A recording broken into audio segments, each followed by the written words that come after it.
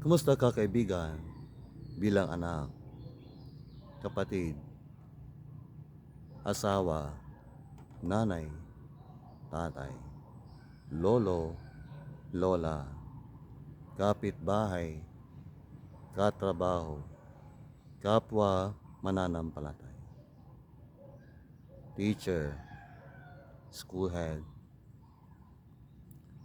barangay kagawad, punong barangay, municipal councilor, ABC president, SK president, SK chairman, municipal vice mayor, municipal mayor, provincial board member, vice governor of Pangasinan, governor of Pangasinan, congressman, senator, cabinet member, secretary, undersecretary, bilang isang office worker,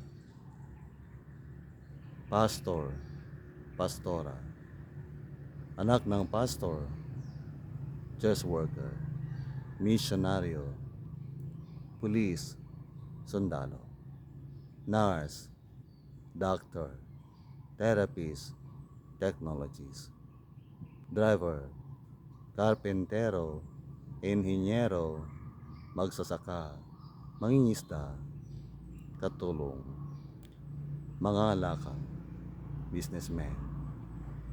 Kumusta ka ngayon? Ikaw ba ay okay? I hope you're okay. Kung okay ka ngayon, aking pinapayuhan ka o pinapayuhan kita ngayon. Magpasalamat ka sa Diyos. Give thanks to God sapagkat ikaw ay okay ngayon. Wala ka ng sakit, ikaw ay gumaling na. Kung meron ka mang sakit ngayon, magpasalamat ka sa Diyos sapagkat ikaw ay buhay pa. Humihinga, hindi ka pa namatay. Magpasalamat ka sa Diyos. Kaibigan, anuman ang iyong sitwasyon sa buhay. Muntik na kong mamatay noong May 13, 2018. Alam ng tao yan. Alam ng marami.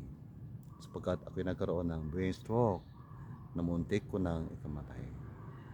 Salamat sa Diyos sapagkat sa loob ng 6 na taon, ako'y nabuhay. Hanggang ngayon, ako ay humihinga pa rin. Salamat sa Diyos sa kanyang kabutihan sa aking buhay. Dahil sa kanyang grasya, biyaya, dahil sa kanyang mga pangako na aking pinanghahawakan, ay ako'y nabuhay.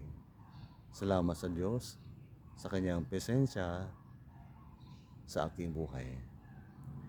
I'd like to sing a song as part of my testimony today. I am strong, happy, and healthy in Christ. I am strong, happy, and healthy in Christ. I am strong, happy, and healthy in Christ. I praise His name. Praise, praise, praise. I praise the Lord. Thank, thank, thank. I thank the Lord. Praise, praise, praise. I praise the Lord. Thank, thank, thank. I thank the Lord. Praise, praise, praise. I praise the Lord. Thank, thank, thank. I thank the Lord. Amen. Ephesians 5:20. Giving thanks always for all things unto God and Father in the name of our Lord Jesus Christ. 1 Thessalonians 5:18. In everything give thanks, for this is the will of God in Christ Jesus concerning you. Psalm 34:1. I will bless the Lord at all times. His praise shall continually be in my mouth. Kaibigan, please bow your head and let us pray. Let us praise and thank the Lord for His goodness in our lives. Father in heaven, We give thanks to you as we acknowledge and recognize your goodness, graciousness, and faithfulness in our lives. Thank you, Lord, for today. We are breathing. We are strong and healthy. Thank you for all the blessings you have given us. Thank you, Lord, for blessing us personally. Thank you for blessing us familially. You blessed our family. You blessed us spiritually, emotionally, mentally, physically, and socially. You also blessed us financially, materially, and vocationally. Thank you, Lord, for all the blessings you have given us. With all these things, above all, Lord, we thank you for loving us by sending your gift to us. The greatest gift of all, Jesus Christ. He came to earth to be our Savior. He died at Calvary on the cross for our forgiveness and for our eternal life. Thank you, Lord, for everything. Thank you for your presence in our lives. Thank you because this evening, December 24, their family members will gather together, will eat together, and be happy together.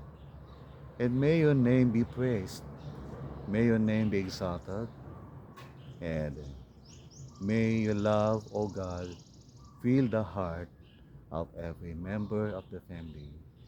And may we joy that gives glory to your name be fed, be experienced by each viewer today and the members of the family.